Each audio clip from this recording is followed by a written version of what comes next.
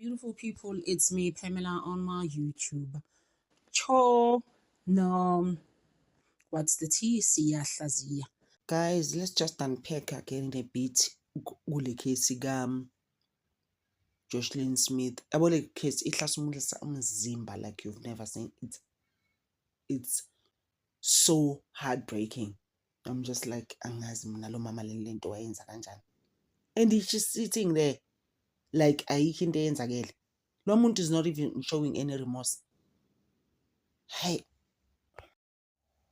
Instead, ubaba kaJocelyn uyena who keeps on collapsing, breaking down there at that court. I'm just like, uma wake.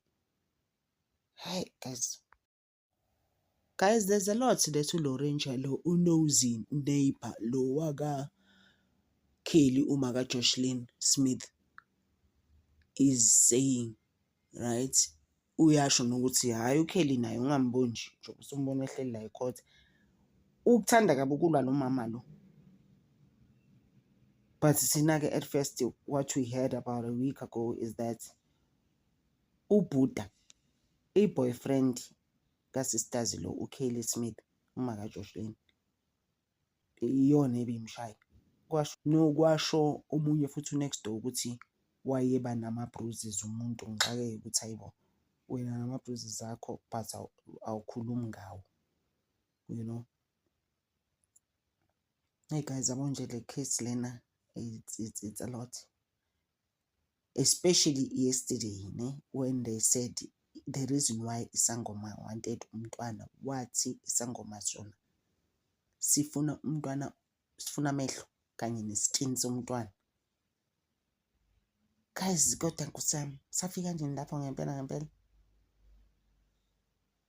And someone was just asking ukuthi kuzo zonke ingane zikaKelly, but guys at the same time futhi, how do you even choose your children?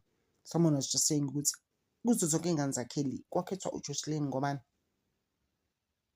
Hey guys, it's a lot.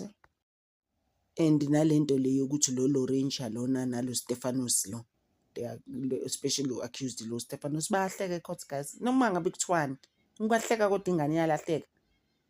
Like what's funny there? Hey.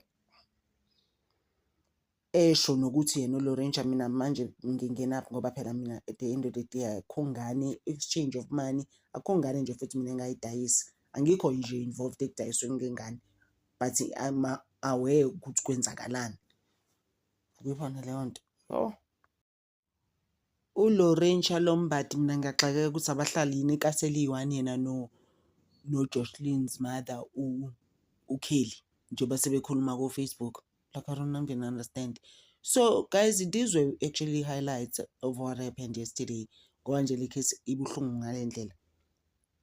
But she did mention yena uLaurentia Lombard next door ukuthi at the end of the day into eyayibalekile ababefuna kuJocelyn was ubuso bakhe, skin basically, I guess, and the eyes. Guys, ufunwa Isangoma. I was just like, I'm done. Aye guys, ngicela ukuma lapho. I appreciate you guys so much. Nginthanda over. Thank you guys for your support.